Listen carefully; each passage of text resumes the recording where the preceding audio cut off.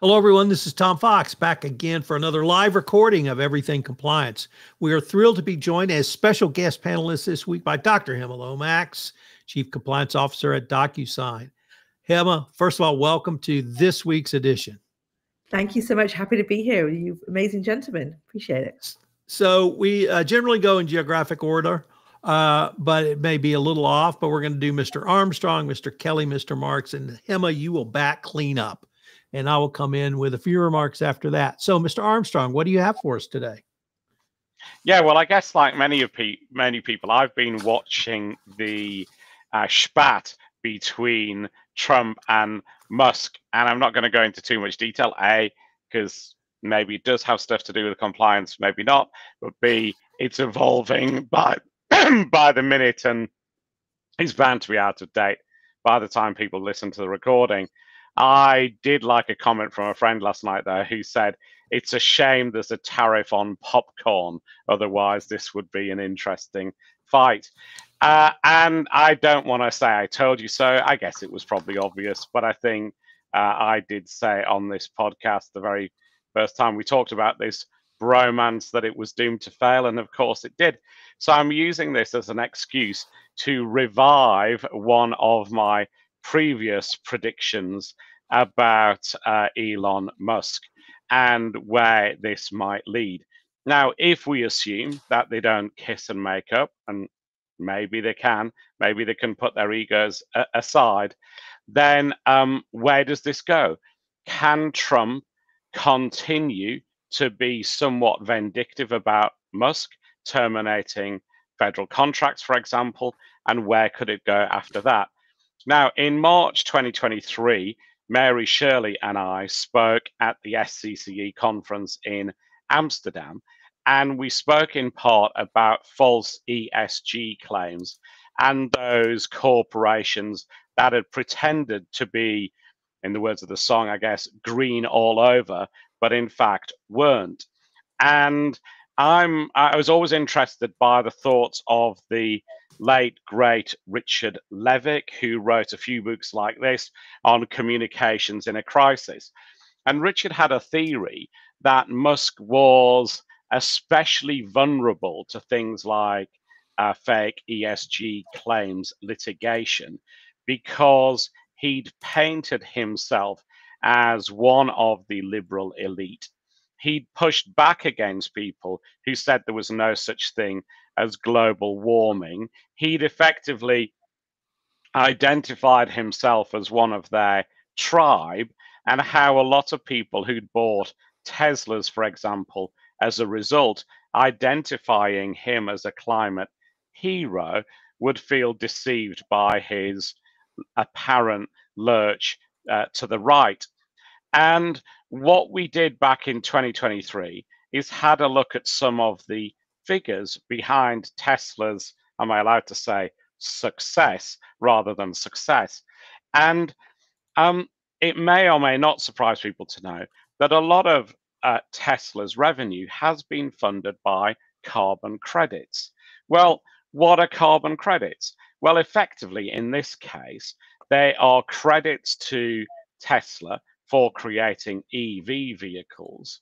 And Tesla have monetized these credits by selling them to manufacturers of diesel vehicles in simplistic terms.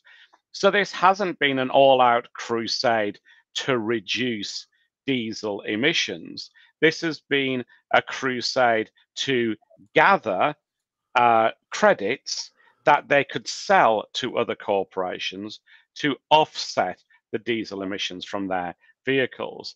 And you might think, well, that must be a trivial amount of money. Dear listener, it is not.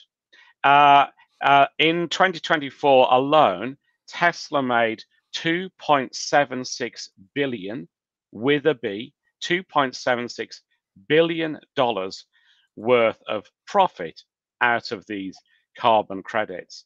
Since 2017, Tesla has made $10.4 billion out of selling carbon credits. That's in some quarters more profitable than the vehicles. 30% of net income has been selling credits. And so what does that mean? Well, there's a rising tide in ESG related litigation, particularly in Europe, but elsewhere. KLM, for example, have been in the Dutch courts over claims that their air travel was green. And of course, no air travel is really green. As an aside, space travel ain't green either. And whenever we talk about zero emissions, that sort of thing doesn't really exist. EVs are heavier on roads, for example. That means that they have more emissions from tires. Any F1 fan will tell you about tire degradation. As vehicles increase in weight, tire degradation increases, and some people say that tire particulate is more harmful for breathing and for the environment than diesel emissions. So whenever you're saying that you've got a zero emission vehicle, generally speaking, you're in trouble with regulators. For example, the UK regulator, the ASA, hit upon a vehicle manufacturer, not Tesla in this case, for claiming that their car drove well on a certain road and was kinder to the environment. The the regulator measured the distance between this particular piece of road and the nearest charging point and said, at that time, your hybrid vehicle could not have been driving on battery because of the distance, and the claim was false as a result. The UK advertising regulator has also hit on zero emissions claims, making the same point as I just did about ancillary emissions from tire degradation, from the manufacturer of the vehicle, etc., etc.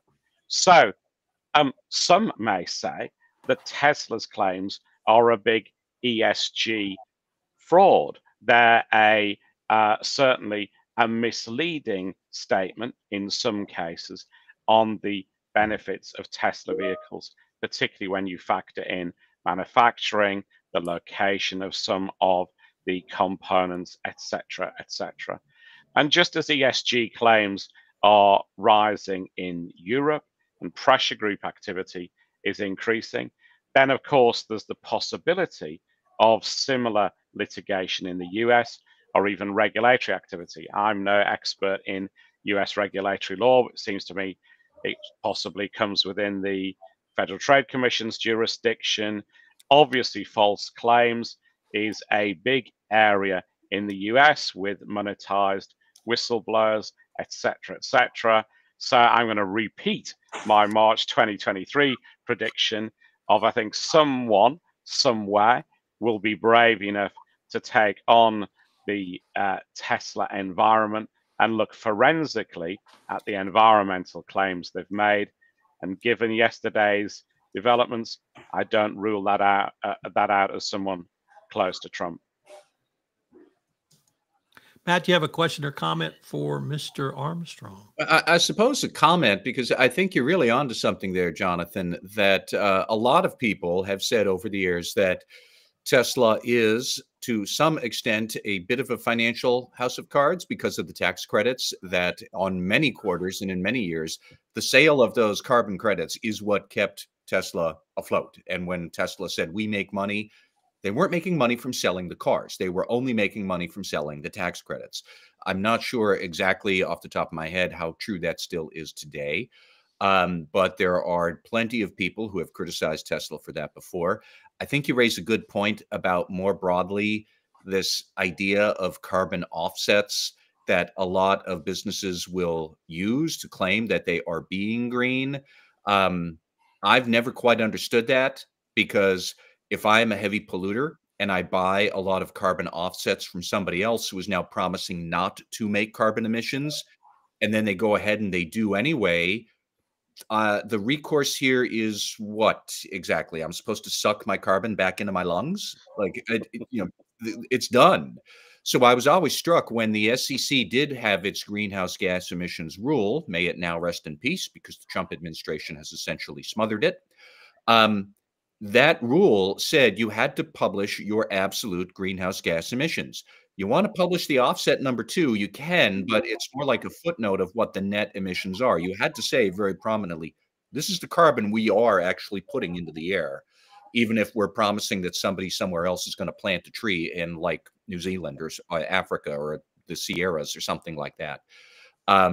I also think that, yes, probably the Federal Trade Commission is going to look at greenwashing more because, let's be honest, the Trump administration doesn't like green anything. And if there's a chance to stick it to people so they will make fewer environmentally friendly disclosures, I think the FTC would jump on that with both feet.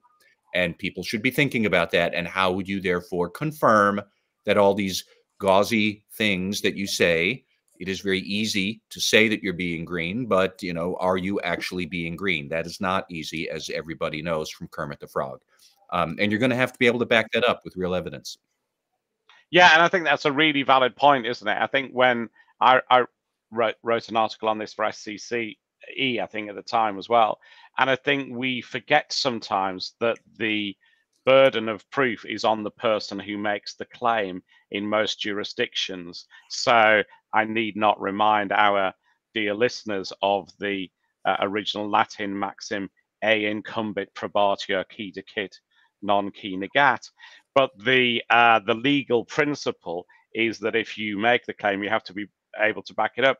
And the UK regulators particularly have been very aggressive in terms of asking to see that evidence. And the evidence obviously must predate the claim. So for compliance officers generally, I think this is a potential area of litigation of regulatory activity.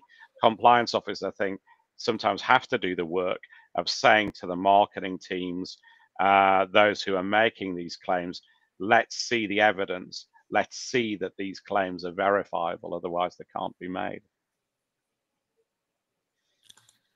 So it strikes me if the federal contracts go through for $400 million of the Tesla war machine, we could have potential False Claims Act claim. And I'm sure Mary Inman would be very interested to hear about that. And there might even be some serious FCA payback somewhere down the road. Yeah, I think that seems very likely. That whole way in which these claims can be monetized, I think, will be a space to watch. All right, Matt, we have had some interesting developments around the general topic of compliance over the past, at least since we were together last. I know several of them have piqued your interest. What do you have for us? Well, actually, Tom, just to add some breaking news to the Trump-Tesla greenwashing issues here, Trump did just say earlier today that, remember a couple of months ago, he bought that Tesla from Elon. He paid $90,000 for it, and he showed it off on the White House lawn. He's going to sell it back. He's going to put it out on the secondary market. Mr. President, you are going to be so pissed when you see the resale value on a used Tesla, because that's dropping like a stone. But, dude, you bought it. You should have known what you were getting into with Elon. Here you are. So, yes, we have a couple of really interesting settlements lately that involve a lot of compliance spending from some very notable companies. And I guess mostly wanted to zero in on the biggest one of all is Google. So earlier this week, or late last week, I think, Google agreed to settle a shareholder lawsuit over poor compliance and governance over at Google's antitrust practices, where Google committed to spend $500 million over the next 10 years to overhaul its compliance program. In many different ways, I think this is fascinating. First off, because I'm still struggling to figure out, is $500 million actually a lot of money? I suspect it's probably bigger than the budgets of most listeners. However, this is $500 million spread out over 10 years. So that's, I'm guessing, about $50 million a year on average.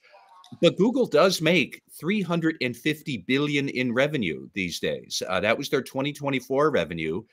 They have a compound annual growth rate. I went and I calculated this at a running at around 14% for the last 4 years. So if that continues out into the future, which who knows, they're going to be making gobs and gobs more money, hundreds of billions of dollars in revenue every year.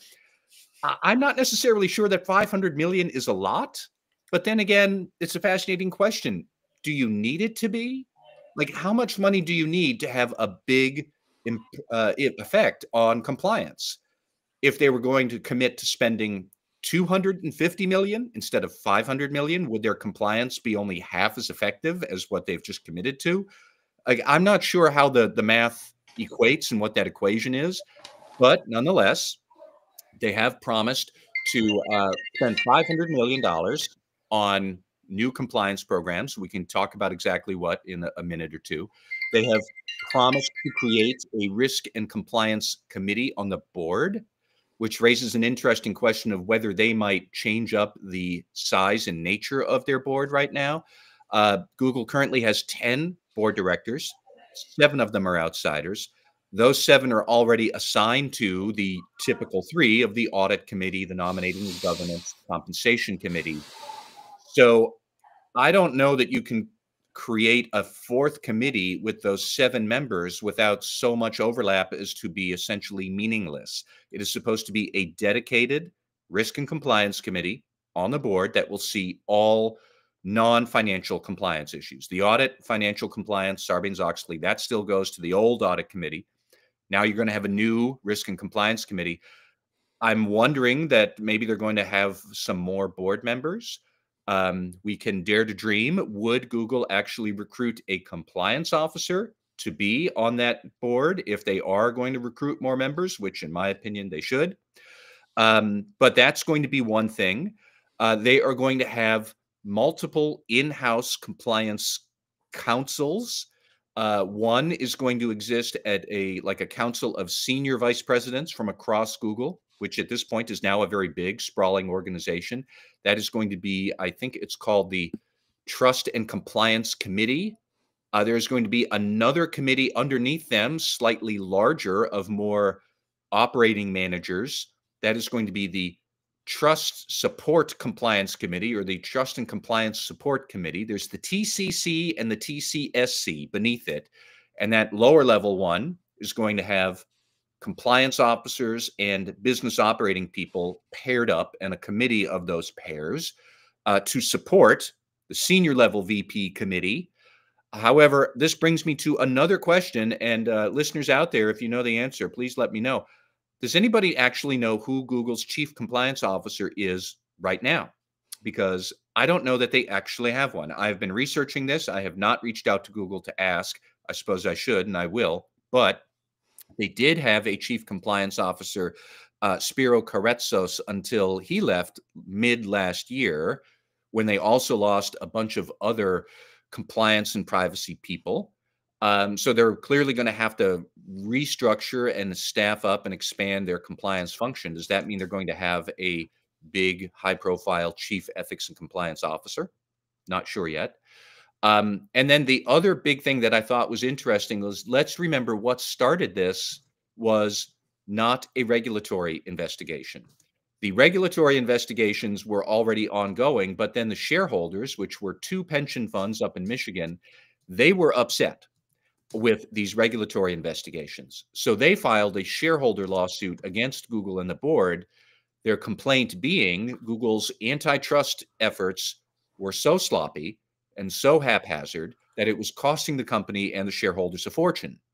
That shareholder lawsuit has led to this settlement and this promise to spend $500 million on compliance over the next 10 years. The actual antitrust investigations against Google, which are many and have not gone well for the company, those are still in train.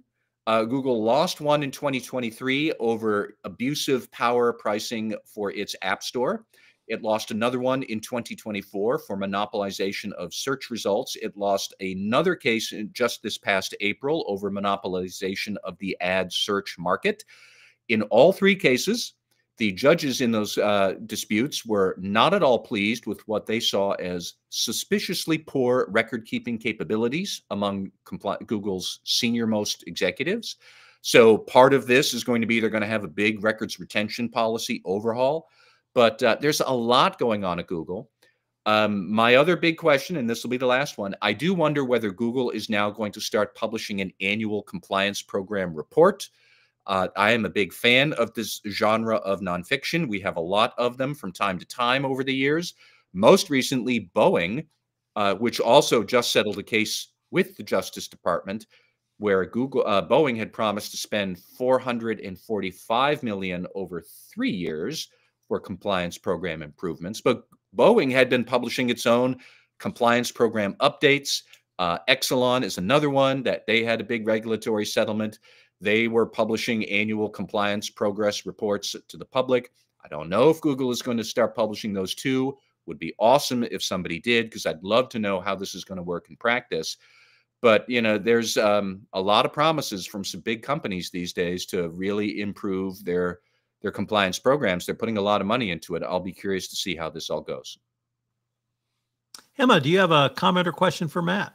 Yeah, Matt, you know, it's funny. Don't we like to say as compliance officers, never waste a good crisis, and because we're going to get the money then. And look, Google's now throwing, what did you say? 500 million? 500 million, yeah. Oh, a lot of money. Yeah, 500 million at that. I remember when Boeing said they were throwing a lot of money at their compliance program. I guess that's not necessary now, but here we are. Let's talk about Google and the committees that you talked about. I wonder, when we get excited as compliance professionals that there's some money coming, what are we doing in terms of thinking about using that money effectively?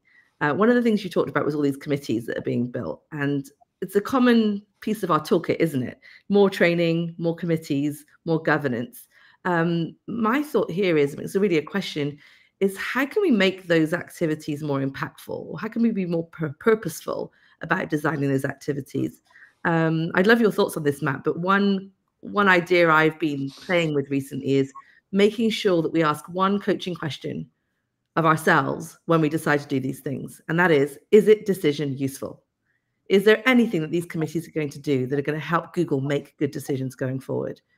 And I would think you could filter out a lot of the mess and a lot of the noise just by that one question. So I'd love your thoughts, but how can you make sense of this massive activity and make it more impactful? You know, that is, I think, the excellent question, because it almost seems like Google is just throwing money at the problem to make it go away.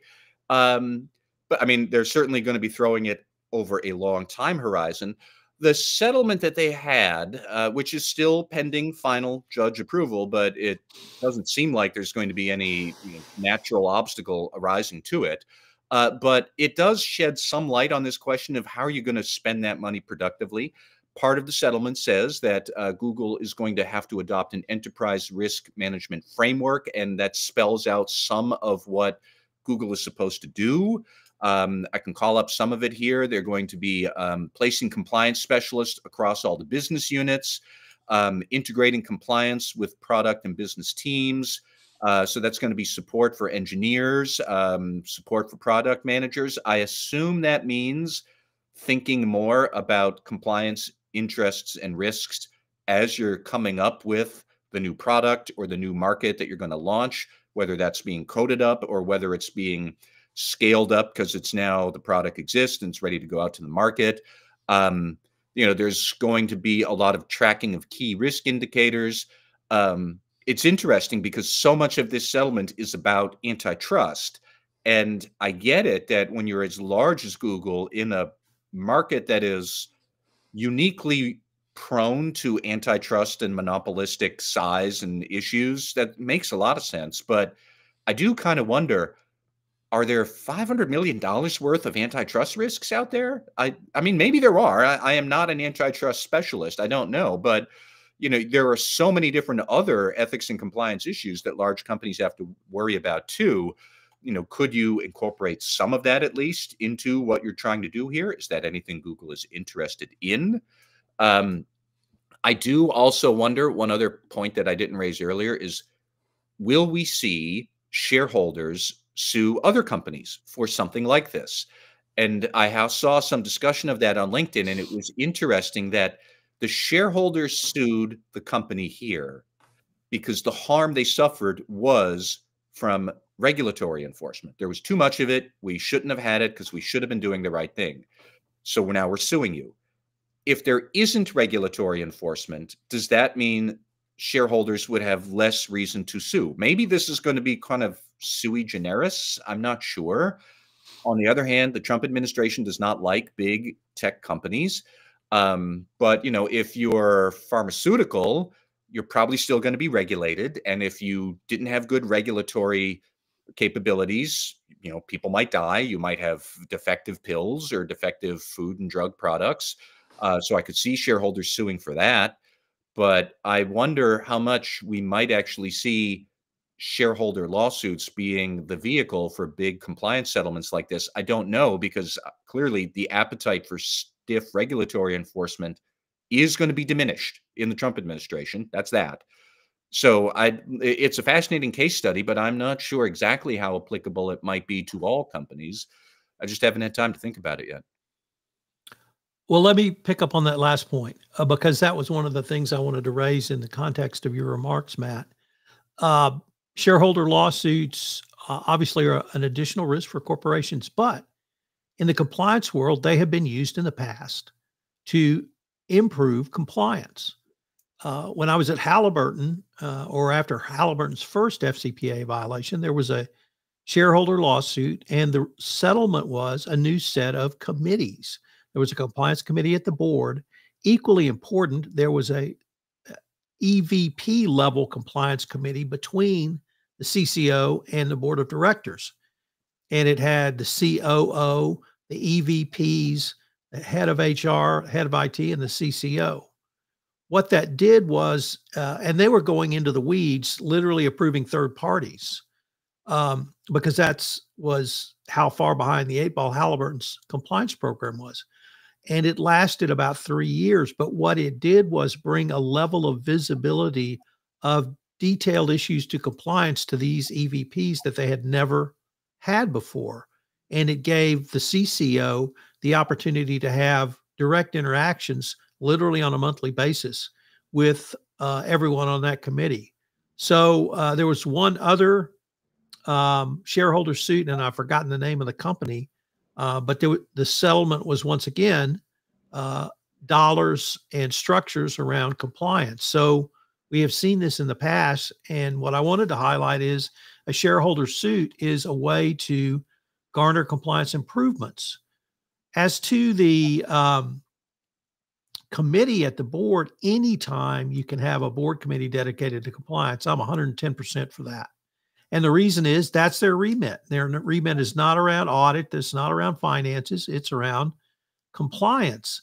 And having that specific focus of a committee is something that is good and positive. Now, most of us, well, we don't know the status of the Google compliance program in antitrust, anti-corruption, money laundering, or other areas. Maybe they are 10 years down and $500 million down. Maybe not. But whatever they're doing with this money, it's going to increase compliance. And for all of those reasons, I think it's a good first step. Now you have to execute on that first step, and you have to continue to execute. But this type of spending should be welcome from the regulatory perspective, from the shareholder perspective, hopefully from the employee perspective, and certainly from the third party or customer perspective as well. So the shareholder lawsuit is a valid way or we've seen it make changes in compliance. The changes that Google has made, we don't know if they're instituting a basic hotline or it's something else, but wherever they are, they're not where they felt like they needed to be.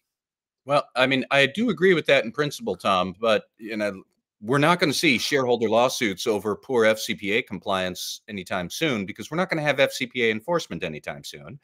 And, I do wonder if, as we see places like Texas start new, essentially being corporate governance free-for-alls, where if the CEO of a Texas incorporated company, I think, what's the rule there, Tom? If they burn the company to the ground, the shareholders allowed to say you suck in the ashes and then sell the stock. I mean, you're not going to have much recourse in some of these venues. So I do wonder how much shareholders would be able to do it. It's a fascinating example, and I do think shareholders should be have a way to hold companies accountable. But there's a larger environment that is changing around here. So I don't know. It's just, well, I'm curious to see how it evolves. Well, there's lots of comments in the chat. Anybody else have something for Matt or a comment? All right. Mr. Marks, what do you have for us today? Good segue, Matt. Thanks for that plug. Governance. So, obviously there's the whole GRC, governance, risk, and compliance burble that just keeps rearing its head over and over again, either through regulation or through failure. And so, it's important to tell the audience that governance, risk, and compliance is a waterfall concept. You have to have good governance, which leads to good risk management, and good risk management drives compliance. Not any other way. There is no other machination of this. That's the way it's supposed to work. And not surprisingly, I think the regulatory bodies and the standard setting bodies are paying close attention to that. And so I'm going to talk about something that came out about a week and a half ago, and that was COSO's new corporate governance framework released for public exposure. And now, if you know COSO, their name is basically synonymous with internal control, enterprise risk management, and fraud prevention. Their frameworks have really just shaped boardrooms and audit committees for decades. But now, for the first time, COSO, along with the National Association of Corporate Directors, the NACD, have developed a dedicated principle-based corporate governance framework designed to help organizations what appears to be navigate the increasingly complex, high-stakes environment that they're operating in, which is a lot of what we're talking about and what we talk about regularly. I've been burbling about governance for years and years. I actually have a framework that I've been using, the 7 concentric circles of corporate governance, which, I've looked at their new sort of picture on all of this. I think it makes some sense, but I think it's missing pieces and components. Not too surprising to anybody that I'm criticizing here, but not for the sake of knocking them down, but for the sake of not thinking through all the components that really do need to be, or all the elements that really should be in a governance framework.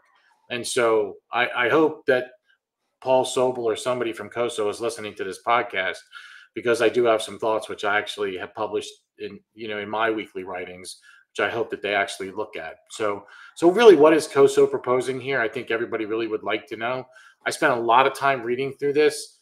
It makes a lot of sense. Some of it's sort of like, okay, this is what we knew, but I think it provides, at least foundationally, for those that are kind of clueless as to how to approach some of this stuff, to build something, or at least check themselves, and see if what they have actually does make sense. So really, at the heart of the framework are 6 core components, which are supposed to work in concert to drive effective governance. Oversight, no surprise there, right? Strategy, culture, people, communication, and resilience.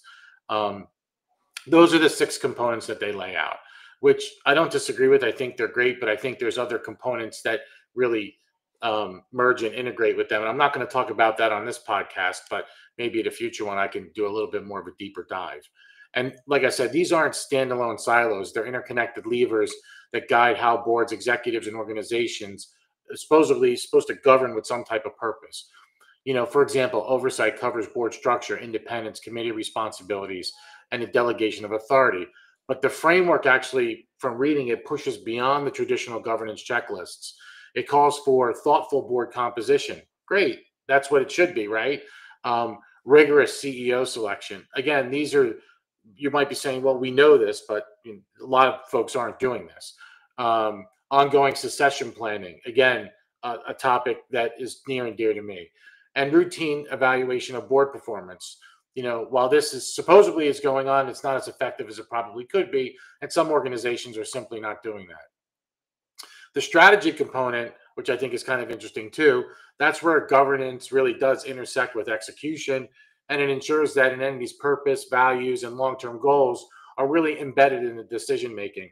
There's been a lot of commentary online of late about risk appetite and risk tolerance, and do those things actually allow people to make better decisions? And it's kind of an interesting diatribe that's going on in the social sphere, but in COSO, it actually emphasizes adaptability, something every organization needs in the face of these economic, technological, and geographical disruptions, which we're all facing.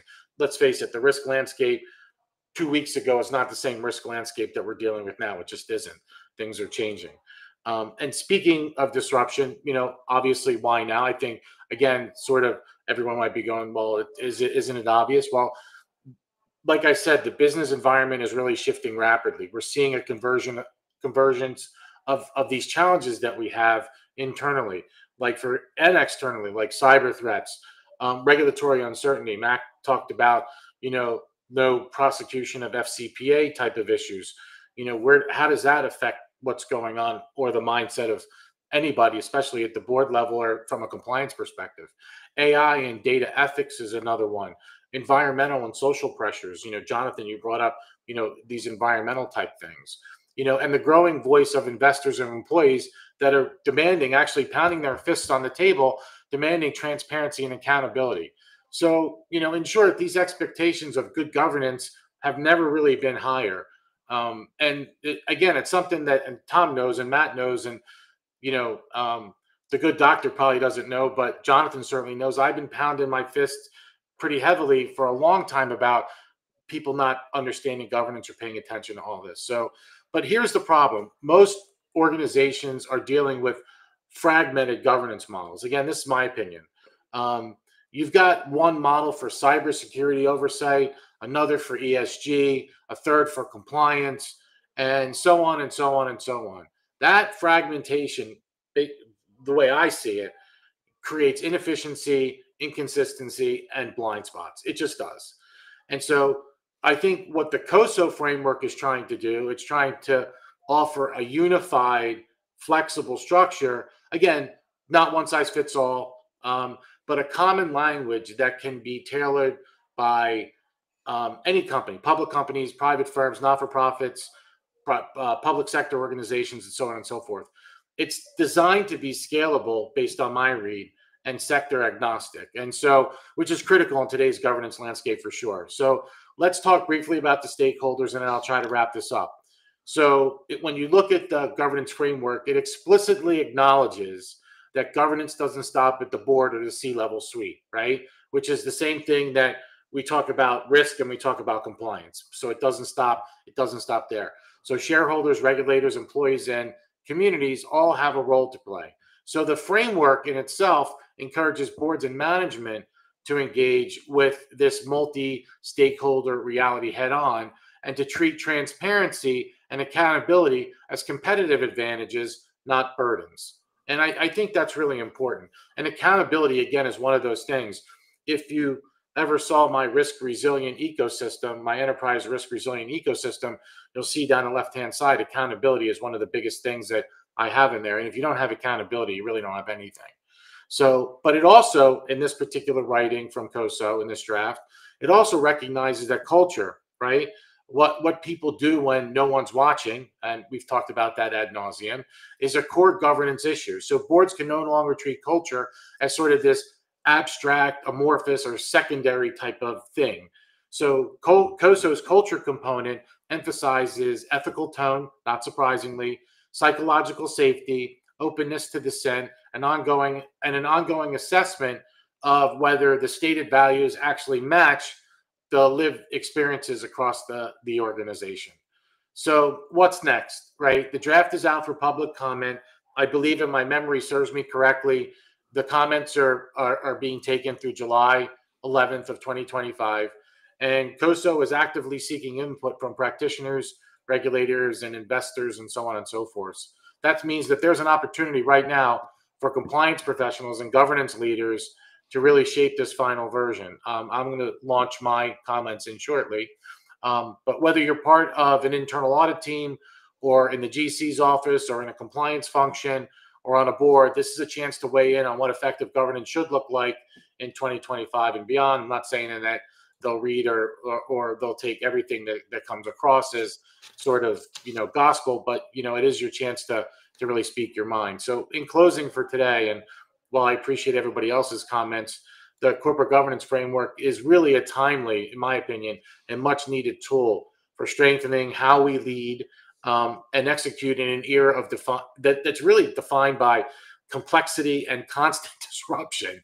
And, and it encourages organizations to move from reactive governance, which is what I always usually see, to proactive foresight, which is really where we want to be, and to ask hard questions before crisis hits, and to lead with clarity and ethics, and to align purpose with performance.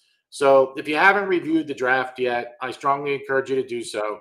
It really is not just a framework based on my read. It's a call to modernize governance in a way that's smart, strategic, and sustainable. And does it provide answers to everything? The answer to that is no. But again, I think the biggest thing that I got out of this was the whole fragmentation of all these different frameworks, and really, are there truly blind spots? And that is one of those things that when we do root cause analysis from something that failed, and we go back and someone says there's a governance failure, if you dig a little bit deeper, if you ask the next why, the reason why, more likely than not, is because there are these other frameworks and there are these blind spots. And so this is also a call for me to really rethink how we do root cause, and to really see how these frameworks actually come into play, which is something that I actually never thought of before. So thank you for your time. So, Jonathan, could you maybe walk me through your last thoughts around how we might rethink a root cause analysis using one or more of the COSO frameworks? Because I had always taken the sort of thought that they were obviously could be used independently, but they were broad enough and general enough that they could cover what you might have termed the blind spots. Is that analysis, you think, no longer valid, or perhaps never was valid? No, I think if you're going to do a proper root cause, and obviously, there's different ways of doing this, and you're going to try to find the one domino that fell, obviously you have to keep asking why, why this, why that, and again, we've talked about this a lot, but when you look at COSO and sort of the principles that are outlined here, and if you really go back and look what I talked about, like oversight, strategy, culture, people, communication, and resilience, you can have a communication failure, which could be a reason why that this particular override of a control or this bad thing actually happened. Okay, we get that. But why did that communication failure happen? Is it because we lacked understanding? And so that's why I think it's challenging me to go back and really look at this and say, hey, look, I never thought about the fact that there's a NIST framework, and there's all these different frameworks out there. And if everybody is not cohesively thinking the same way, they may be communicating, but they may not be communicating effectively. And so really my comment was around the fact that, hey, we're trying to find the one domino that fell, and that's great. But now it's kind of opened me up a little bit to say, well, okay, fine, it may be a communication breakdown, but why did that communication breakdown actually happen? Again, going one level deeper. And if it was because that someone was abiding by and following some framework, which may be plausible, but there may be something else here that, there may somebody else's view might be a little bit different in another part of the organization. There could be obvious blind spots. And so what I think this is trying to do is trying to eliminate that and create sort of this one language type of discussion, much like when we do risk assessments. And everybody rates things 1, 2, 3, 4, 5, and then all of a sudden you have other risk assessments that are done in other parts of the organization, and they're high, medium, and low. And so, that becomes problematic in itself, because if you're doing an enterprise-wide risk assessment, or an ERM project, and all these things are supposed to flow up, and you're not all ranking risks in the same way, well, then who at some point synthesizes all that or bridges all that and kind of changes them before they actually get to the mothership? And the answer to that is sometimes it doesn't happen. And so there is no harmonization. They think there's harmonization, but there really isn't. I think it's the same way with these frameworks. Matt, question or comment for Jonathan? Just more a comment for everybody listening. I would encourage you to give the draft framework a read. It is out for public exposure. COSO is looking for feedback through, I think it's July 11th. I looked at it. I think there's a lot that's good in it. I also think it's very big. It's 24 principles, which I think is the biggest framework they've ever had, and several points of focus behind each principle and whatnot. So I wouldn't be surprised if it gets pruned down. However, this is there for the compliance and governance community to use. So go take a look and give your comments to it, and maybe the final framework will be even better and more useful. That's all.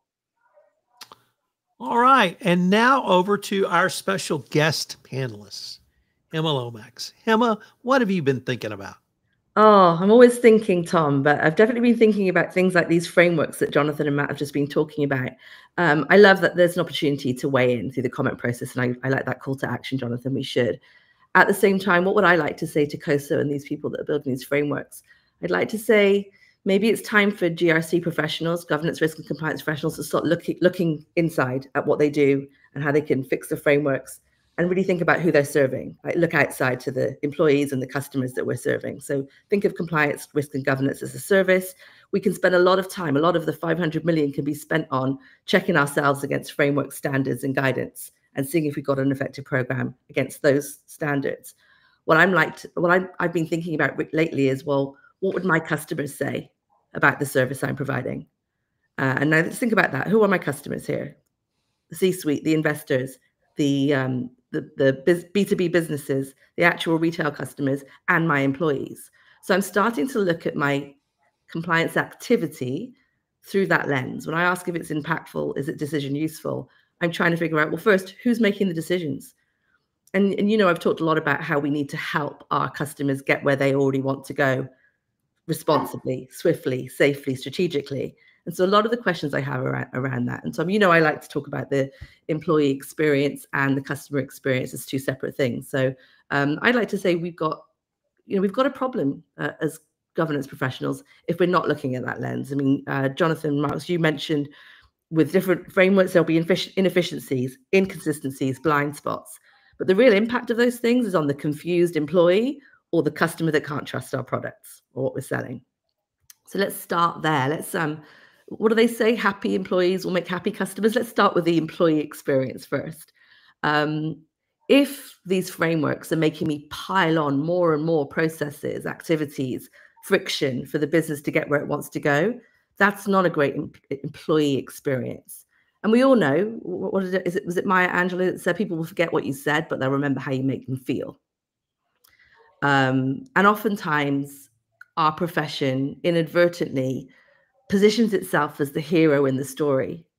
We are going to protect the company. We are going to stop the insider threat. We're going to make sure that those pesky employees don't do what they shouldn't. And we'll get to AI in a second. AI needs to be taken care of next. But you know, if we're the heroes, who's the villain, right? The villain in the story happens to be the employees. Or every time we interact with them, we're treating them as the villain. And so I'm looking, and I've got more questions than answers for sure, but I'm looking for ways to be more impactful in that space. Like, how can we bring the employees along so that they can be the hero in their own journey, and we actually position ourselves as a useful guide, a decision useful guide?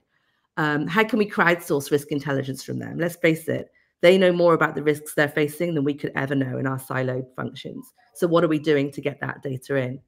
And what are we doing to get decision useful, relevant data out to them in real time, dynamic data based on the information that we have access to? So are we turning our risk register with the traffic lights, Jonathan, into decision useful information for any of the employees? Is it helping them navigate the turns and the curves? Those are the kind of questions I like to ask myself when it comes to the employees. And of course, leveraging technology to do it, right? So if you're still using long surveys, employee surveys, big long forms for disclosures, it's going to feel like friction. And at this moment in time, we're going to need to keep up, right? That employee experience will be dictated by the technologies that are available to us. They don't want to read a policy book. They want to use a policy chatbot to get an answer quickly, fast, to get on their way. So that's the employees. Same with the customers. When we make it difficult for our employees, for example, to build a product, let's talk about, privacy, data protection. These things are difficult, right? We then make it difficult for our customers to use the product or to implement the product or access the product. And so we've got to be thinking about how our policies impact that customer as well. Now, the good news is you'll be loved by your teams, your leadership, if you're speaking in the same language: customer success, customer experience, customer support. That's what we need to be thinking about. So I'm going to pivot now a little bit, Tom, to using the customer experience lens for our AI responsibilities as well. I was reading an article this week. It's actually about a case that happened in April where, I don't know if you know the AI-powered code editor Cursor. One of their users noticed that when the developers switched from laptop to mobile phone to their other devices, they were being logged out automatically from this developer tool. So it got on to the chatbot to ask, the question, what's going on there? And Sam, the chatbot, responded to say, well, actually, there's a policy that says that you cannot use it on 2 devices without buying another subscription. So there's another issue here about whether this is an AI hallucination, but I want to use this story to talk about the experience. So this went viral, it got onto Reddit. Everyone understood that this policy had been communicated to this user, and they decided to share their views on it. And the one thing they shared was, well, this blows through the experience of a developer. It's critical to the user experience for there to be you to be able to switch devices. Think about it. The policy that was being communicated to the customers was completely at odds with the way that they interacted with the policy, with the tools. That's important. It's important to think about what policies are being written and how they're impacting the customer. That's the lens I want to go to. Come back to the confabulation in a moment. Juxtapose that with the Air Canada case that was I think probably a year ago too now. You have to help me when that was. When the chatbot was in a customer service role and it offered a refund to a customer in a certain circumstance that the company did not want to offer. I think you know that Air Canada fought this. They actually said, hey, that chatbot's a separate legal entity. We don't have to, we're not responsible for that. Another example of customer service through the AI chatbot. And this time it was better customer service than the company wanted. Now I use these 2 cases to highlight that what we do impacts the customer experience. The policies we have, whether it's a refund policy or a you need 2 subscriptions to use 2 devices policy, those things impact the end user. And my question is not so much worry about those 2 chatbots that are in the news for confabulations, for hallucinations. I'm not too worried about that because that's going to get better. I'm thinking about what we, as compliance professionals, are doing to train those customer-facing bots when it comes to the customer experience. And are we thinking about that when we devise our policies? So this is an interesting take, I think, because I'm talking about designing our compliance policy with the customer experience in mind, the end user's experience, and making sure that, forget AI hallucinations, there aren't discrepancies, inconsistencies, inefficiencies in the way that our policies impact those customers. So I'll pause there for a second. I know we're going to talk about the confabulations as well, but any thoughts on the customer experience as a guide to how we go about governance, risk, and compliance? Emma, you and I have had the opportunity to visit on this, so I have some familiarity with it. Is the focus on the customer experience something that you see or hear about in the compliance community, or is it still right now focused on the employee experience? Yeah, that's a fair question. I think it depends on what type of compliance you're working on. So if you are in a privacy role, a data protection role, cybersecurity compliance role, you should be very much thinking about the customer experience. You probably are the author of a trust center that is customer facing. So you know how your policies directly impact not just the product, but the user experience of that product. Another example is if you're in social media, for example, you're going to have policies that you oversee that govern the use of your product by the end customer. So certainly some areas are thinking of that. I don't think in terms of the other areas, it's really a focus because we're not really thinking beyond our GRC world, right? The board and the CEO and the people that we report to most often. What do they say? What gets measured gets done. So if you're thinking about reporting hotline numbers and training completions, that's because that's what you've been measured. Are you thinking about customer satisfaction? Then you're going to start measuring that. And Tom, the only other thing I'll add to that is we have seen, haven't we, an increase in talk, at least, about culture surveys for employees. Sometimes we do ethical culture surveys, so we get the customer satisfaction from our employees that way. Oftentimes what I'm seeing now because of survey fatigue is you have a couple of questions in the employee engagement survey. And, you know, it should be asking questions about the service that we are giving, but oftentimes it falls short. Oftentimes what it's asking for is, do you know where the hotline is? Do you know where the code of conduct is? Are you comfortable speaking to your manager? Those are not really talking about the service that we are giving as a function. And as I said, keep your eye on the friction that we're providing when we're not helping our employees get where they want to go. What they don't want is to complete their compliance training. What they want is to do the job they've been hired to do. And so we've got to make it value add for them. We've got to make it easy to do, relevant for them, dynamic, real time, just in time. And it has to feel like, and I say feel is important as well, that it's helping them get where they want to go, not stopping them or slowing them down. I think I've had quite a few cases over the years where we've looked at this, and uh, and as punter Southall law, we've looked at this recently on you know, our compliance team as a service team rather than some mythical overhead. And I think in law firms particularly, there's a oh, we'll let the fee earners do that. We'll let the secretaries do it. And the compliance team almost increase the burdens to reduce their burden. And we've had a process of looking at it holistically. So, you know, looking at being neutral initially of who bears the burden of doing what. How can we look at the burden of a whole as a whole and then seek a fair division of it? And that's been a really interesting exercise that we've done over the last 6 months or so. And partly what prompted that is I've been doing some client work that I think has touched on that. So we did a investigation for a large US listed entity, and one of the reasons for the fraud was the effort in onboarding a new customer. So some people in some parts of the world would just book bits of work for an existing customer rather than have the hassle of opening a new one. So it's not just a service cost, it's a compliance cost as well, because then you get into all sorts of issues on books and records and misstating your accounts, etc., etc. It's quite a snaky path there, and there's no compliance benefit by making people invent an alternative process that they'll use to go aside your process if it's not right. And I can think of all sorts of examples over my career. You know, I can remember a mobile phone business where they said managers have to approve a certain thing, and they introduced a card system, had to go in the side of the PC. And net is if you went into any of that client stores, you were dodging this card being thrown all the time because they never followed this process. They just threw the card around the store each time. And you've always got to go and look at how people use these processes on the ground.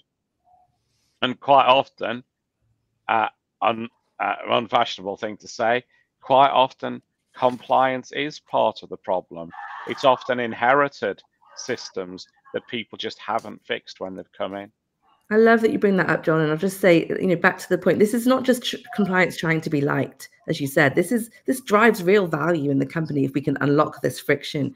And to your point, I said about helping people get where they want to go. They are highly incentivized to get where they want to go in other parts of the company. So they will find a way to get there. And if you're wondering why they're not using your processes, it's because they are bypassing them, and that because they're too much friction. So I see this as an existential issue for compliance. If technology improves and it can replace our processes, we're done. We really need to think about our role in the experience. And I'll stop there.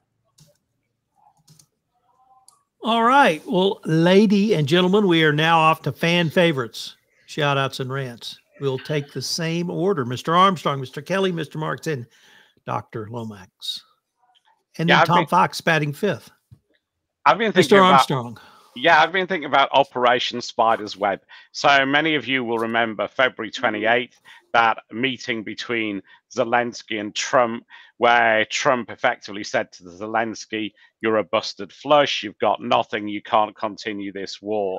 So part of the Ukrainian response was this attack using 117 drones inside what looked to be wooden hand-built cottages, which seem to have destroyed 34% of Russia's cruise missile capability, 41 aircraft destroyed, apparently a cost of $7 billion, although I don't know how you value an aged Russian bomber fleet.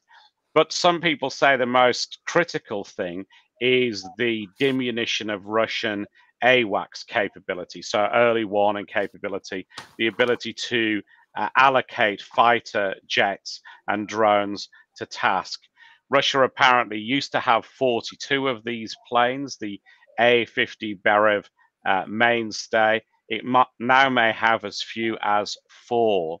And in my mind, it's somewhat equivalent to Operation Chastise, the Dambusters raid in 1943.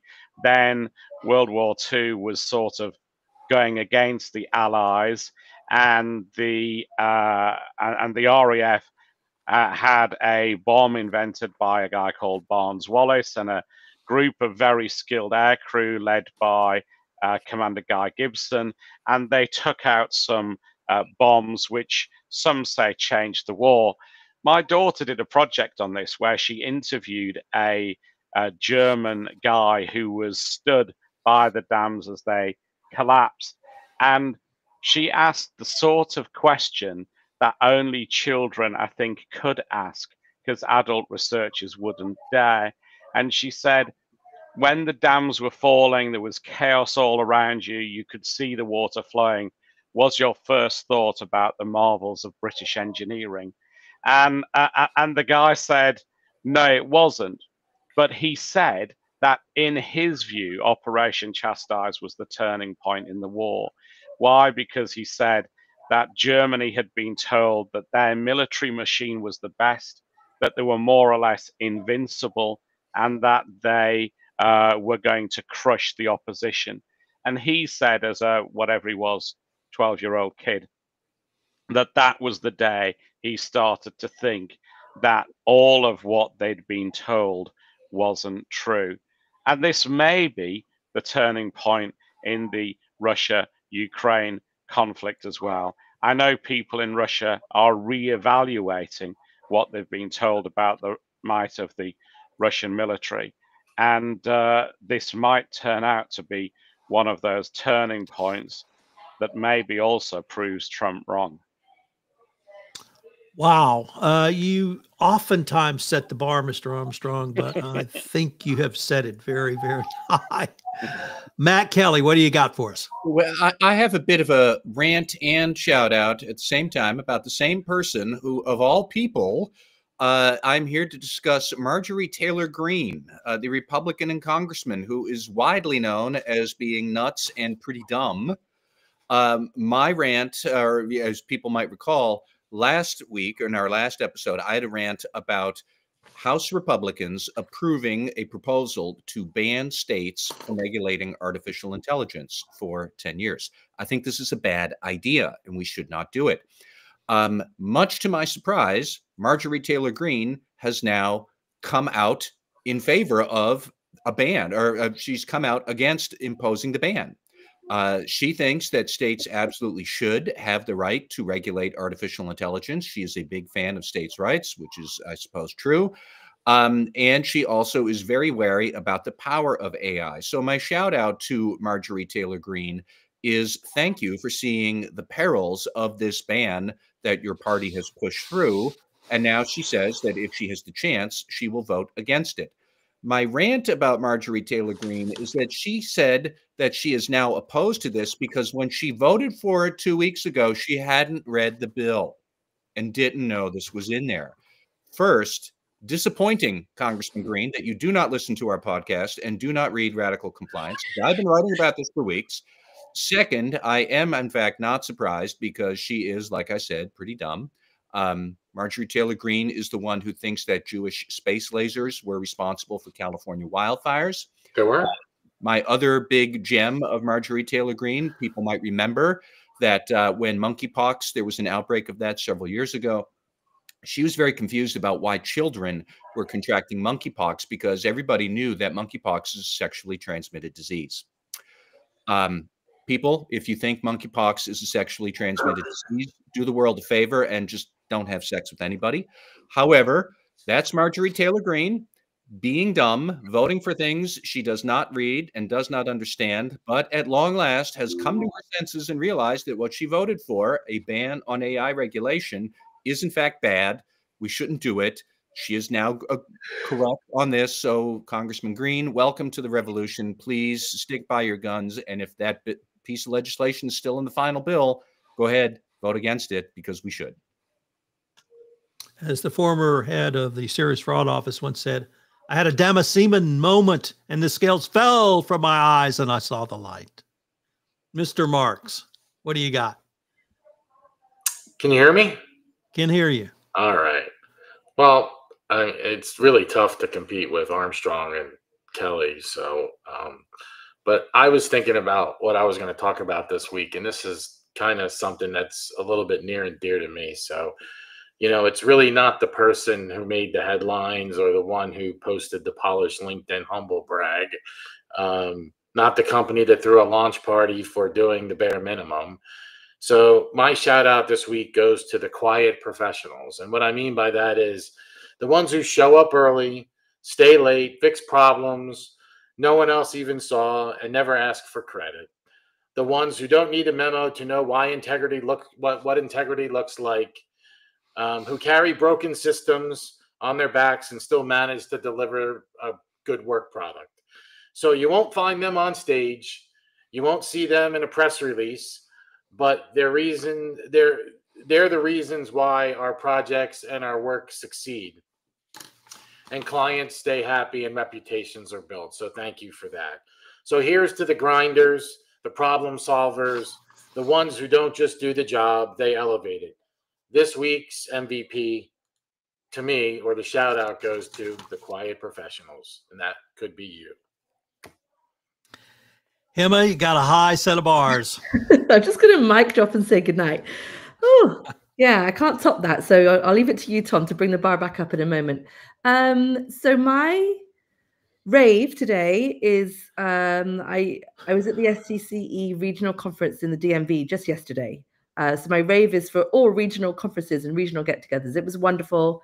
We kicked off the event with Amy Wilson, founder of the Culture Shift Studio. Nick Gallo was there talking beautifully about the ROI and compliance. Carl Hahn closed it out. It was a really great session. But as always, the best part about it is to get together with the other professionals in the community. So thank you to the organizers. It was wonderful. My rant is about being late to the party. I have learned a lot about podcasting with you, Tom Fox. And you're one of my favorite podcasters. But I've now got a new favorite set of podcasters. I haven't named them yet, but they're 2 AI podcasters. And if I put my thoughts and my resources and my sources into a Notebook LLM or a Gemini, I can generate in an instant a very good podcast between these 2 hosts. And so I'm ranting only because I'm late to the party. It's incredible technology. It can only get better. I know we're all going to be keeping up, but I feel very privileged that I'm learning what's out there. And I know, Tom, you and I are going to continue having conversations about this new technology and what it means for the compliance podcasting community. But that's definitely my rant is, oh gosh, why didn't I know about this earlier? Well, you didn't know about it earlier because it's came available about 3 months ago. So you're not that late to the party. I am going to shout out to Wells Fargo. I have excoriated Wells Fargo for many years because of their fraudulent account scandal. But this week, the Federal Reserve lifted their asset cap. And this turned out to be one of the best penalties of any regulator for a company. And there are several reasons I'd like to go into this. First of all, in 2018, they handcuffed Wells Fargo to a 1.39 increase in overall revenue per year until the order was lifted. The company at that point had John Stump, the CEO, who had been with the company and developed the phrase "8 is great." He had left the company. His predecessor didn't seem to understand the gravity of the cultural miasma the company was in, and just thought, well, we'll slap a few compliance controls in place and go on forward. And that was completely insufficient. So they brought in a third new CEO, John Schraff. And Schraff basically said, we're going to get this company right. And executives' number one task was to put effective compliance in place, completely change the culture of the company.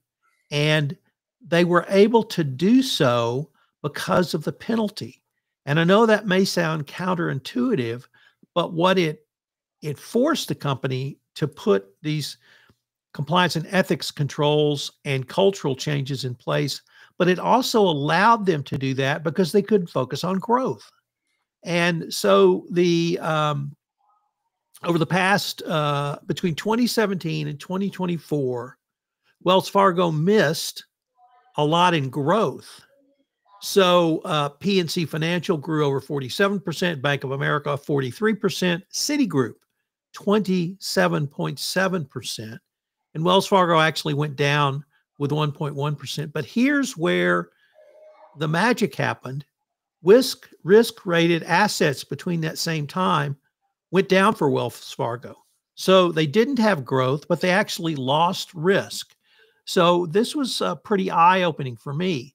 Now, for those who don't think you can literally spend 80% of your time on compliance and still make money, in 2024, Wells Fargo was the number 2 bank on full-year return on common equity. PNC Financial, 11.82. Wells Fargo, 11.44. Bank of America, 9.52. And Citigroup, just over 6%. So this was a fabulous example of where a regulatory penalty actually has made the company better.